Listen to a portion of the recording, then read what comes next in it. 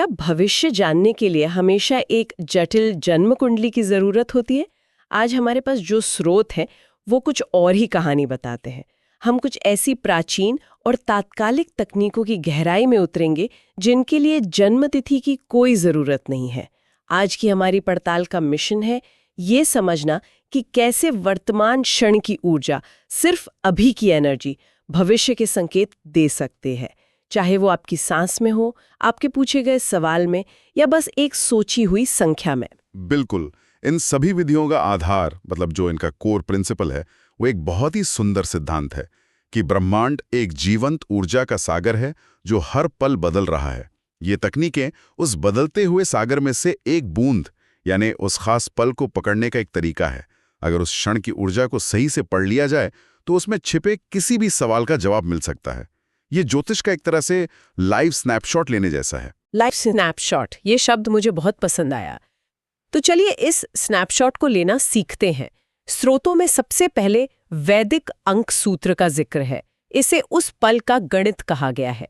मान लीजिए आज 16 जनवरी 2026 शुक्रवार का दिन है और दोपहर का समय है। कोई हमारे पास आता है और एक जरूरी सवाल पूछता है। अब हम इस गणित का इस्तेमाल कैसे करेंगे? तो इसमें हम क्या करते हैं कि उस पल की 4 सबसे जरूरी जानकारियों को अंकों में बदलते हैं।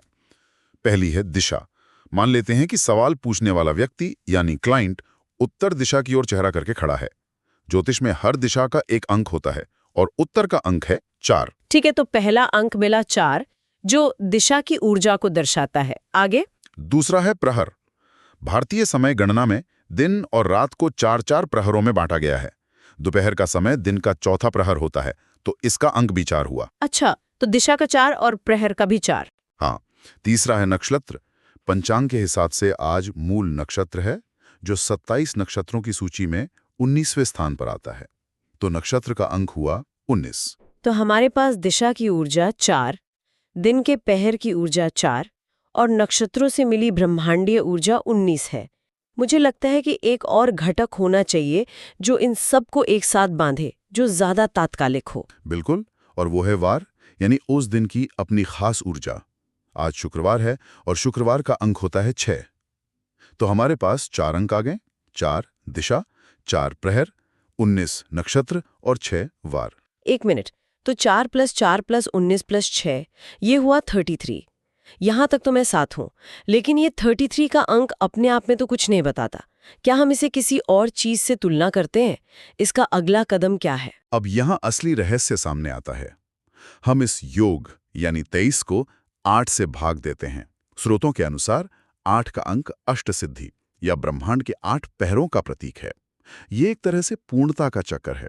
हमारा ध्यान भागफल पर नहीं, बल्कि शेषफल पर होता है, यानी चक्र पूरा होने के बाद बची हुई ऊर्जा कौन सी है। अच्छा, ये दिलचस्प है। तो हम ये देख रहे हैं कि उस पल की कुल ऊर्जा 8 के ब्रह्मांडीय चक्र में कहाँ फिट होती है। तो 33 को 8 से भाग देने पर 8 × 4 होता है 32, शेषफल बचा 1। तो इस 1 का क्या मतलब है? हर शेषफल का एक खास मतलब होता है। सूत्र के अनुसार शेषफल 1 का अर्थ है कि क्लाइंट को उसकी समस्या का तुरंत समाधान मिलने वाला है, उसकी चिंता जल्द ही दूर होगी। ये एक बहुत ही सकारात्मक संकेत है। और अगर कुछ और आता, जैसे 2 या 5? हाँ, अगर शेष 2 आता तो शायद संघर्ष का संकेत होता, और अगर 5 आता तो यात्रा का योग बनता। लेकिन 1 का मतलब है तत्काल सफलता। कमाल है। ये तो एक तरह से उस पल का कॉस्मिक स्नैपशॉट लेने जैसा है, जिसमें सब कुछ अंकों में बदल जाता है। लेकिन मुझे ये सोचकर हैरानी हो रही है कि क्या हमेशा पंचांग या दिशा जैसी बाहरी जानकारी की जरूरत होती है? क्या हमारे शरीर के अंदर ही कोई ऐसा सूचक नहीं है जो इस ब्रह्मांडीय ऊर्जा को दर्शाता हो? आपने बिल्कुल सही सवाल पूछा। स्रोतों में एक और गहरी तकनीक का जिक्र है जो बाहरी दुनिया से हटकर हमारे अंदर के ब्रह्मांड पर ध्यान देती है। हम बात कर रहे हैं स्वर विज्ञान की, जिसे शिव स्वरोदय भी कहा जाता है। इसका आधार यह है कि हमारी सांस की गति और हमारे जीवन की घटनाओं में एक सीधा संबंध है। हमारी सांस? ये तो हम हर पल लेते हैं, लेकिन इस पर कभी ध्यान नहीं देते। तो ये कैसे काम करता है? देखिए, हमारी नाक के 2 छिद्र हैं, लेकिन हम कभी भी दोनों से एक साथ बराबर सांस नहीं लेते। ज्यादातर समय एक छिद्र ज्यादा सक्रिय होता है। स्वर विज्ञान में इन्हीं को 3 मुख्य स्वर या नाड़ियां कहा गया है। पहली है ईड़ा नाड़ी, जब हमारी बाईं नासिका ज्यादा सक्रिय हो। इसे चंद्र स्वर भी कहते हैं। चंद्र स्वर यानी चंद्रमा की तरह शीतल और शांत। बिल्कुल।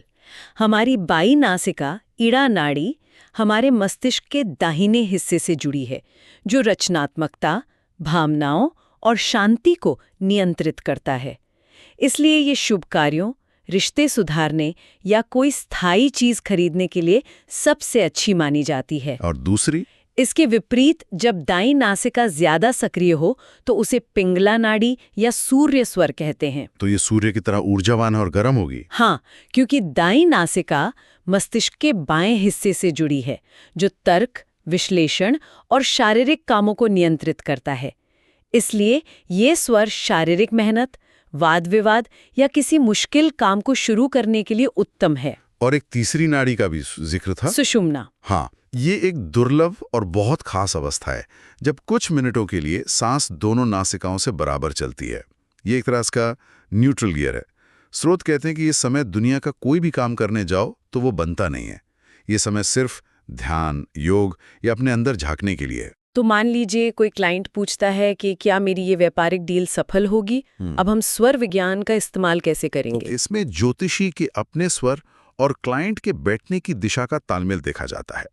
ये बहुत व्यवहारिक है। मान लीजिए आपका चंद्र स्वर यानी बाईं नासिका चल रही है, जो शांति और स्थिरता का प्रतीक है, और क्लाइंट भी आपकी बाईं ओरी बैठा है।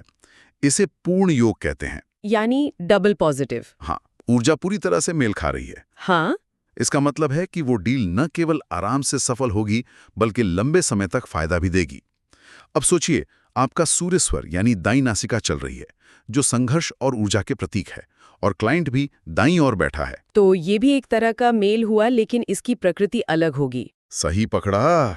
काम तो हो जाएगा, लेकिन बहुत भाग-दौड़, बहस और मेहनत के बाद अब सबसे खराब स्थिति है जीरो मैच। आपका शांत चंद्र स्वर बायां चल रहा है, लेकिन क्लाइंट संघर्ष की दिशा दाईं ओर बैठा है। ऊर्जाओं का कोई मेल नहीं। इसका मतलब है कि सौदा टूट सकता है या क्लाइंट अपनी बात से मुकर सकता है। स्रोतों में एक और दिलचस्प परत का जिक्र है कि क्लाइंट सवाल पूछते समय अपने शरीर का कौन सा अंग छूता है। ये दिलचस्प है, लेकिन इसमें एक सवाल उठता है, क्या ये महज एक सहयोग नहीं हो सकता? हो सकता है कि कोई चिंता की वजह से अपना पैर हिला रहा हो और उसका उस सवाल के जवाब से कोई लेना देना ना हो। स्रोत इस बारे में क्या कहते हैं? ये एक बहुत अच्छा सवाल है। स्रोत इसे संयोग नहीं बल्कि अवचेतन मन का संकेत मानते हैं। शरीर की भाषा अक्सर वो सच बोल देती है जिसे शब्द छिपा लेते हैं। नियम यह है कि अगर क्लाइंट अपना सिर, दाहिना हाथ या छाती जैसा कोई ऊपरी अंग छूता है तो ये एक सकारात्मक संकेत है। उत्तर हाँ है। लेकिन अगर वो पैर, पीठ या बायां हाथ छूता है तो ये अवचेतन मन का इशारा है कि इस काम में कोई बाधा या अंदरूनी डर छिपा है। तो ये सिर्फ एक निष्क्रिय अवलोकन नहीं है। मुझे सबसे ज्यादा हैरानी इस बात से हुई कि स्रोत कहते हैं कि अनुभवी लोग जरूरत के हिसाब से अपना स्वर बदल सकते हैं। ये कैसे संभव है? हाँ, और ये इस विज्ञान को एक सक्रिय टूल बना देता है। इसका एक सरल तरीका है। मान लीजिए आपको सूर्य स्वर चलाना है, तो आप अपनी बाईं करवट लेकर लेट जाएं। ऐसा करने से बाईं नासिका पर दबाव पड़ता है और 2-3 मिनट में दाईं नासिका यानी सूर्य स्वर सक्रिय हो जाता है। वाह! तो हमने बाहरी ब्रह्मांड के अंकों को देखा, फिर अपने शरीर के अंदर की सांस की लय को समझा। लेकिन उन स्थितियों का क्या जब आपके पास पंचांग देखने या करवट लेकर लेटने का भी समय न हो? स्रोतों में कुछ और भी तेज विधियों का जिक्र है जो पूरी तरह वाक्शक्ति यानी बोलने की ऊर्जा पर आधारित है। बिल्कुल, इन्हें प्रश्न अक्षर विधि कहते हैं और ये पलक झपकते ही जवाब देती हैं। इसमें पहली और सबसे सरल है संख्या चयन विधि। आप क्लाइंट से कहते हैं कि 1 से 108 के बीच कोई भी एक संख्या सोचे और तुरंत बोल दे। मान लीजिए उसने संख्या 45 कही। अब इस संख्या को 9 से भाग दिया जाता है। 45 को 9 से भाग देने पर शेषफल 0 आता है। 1 मिनट, इस बार 9 से भाग क्यों, 8 से क्यों नहीं?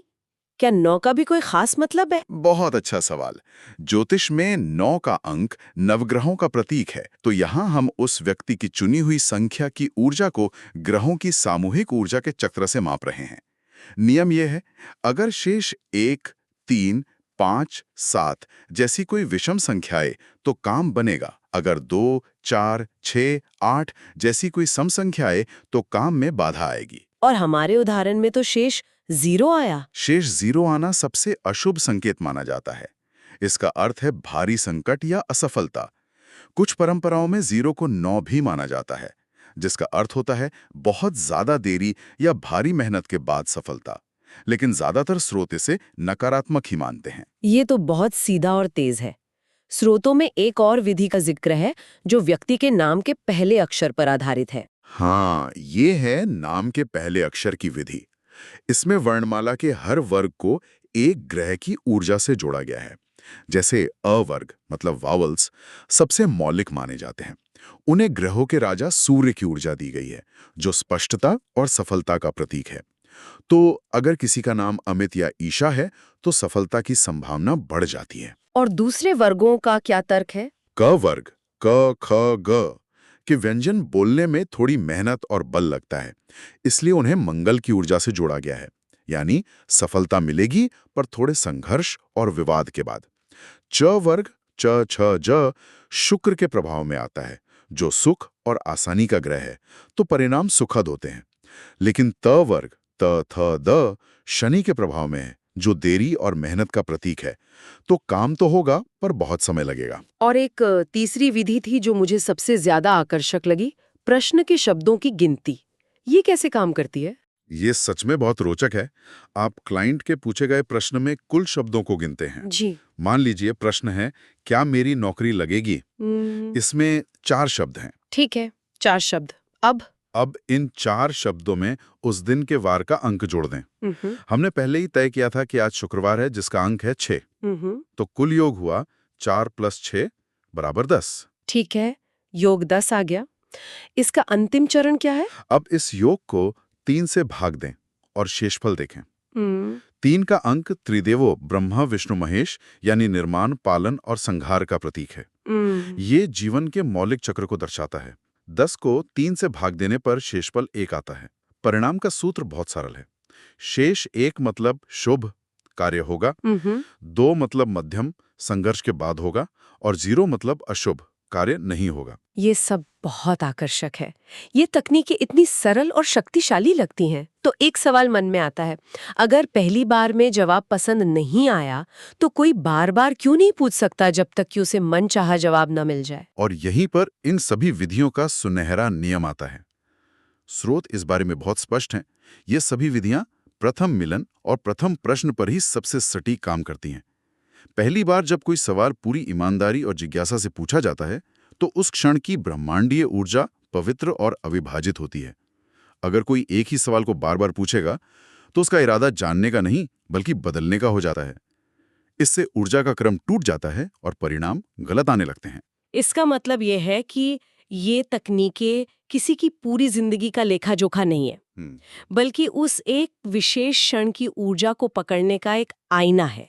ये उस अभी के क्षण की पवित्रता का सम्मान करने जैसा है। बिल्कुल सही।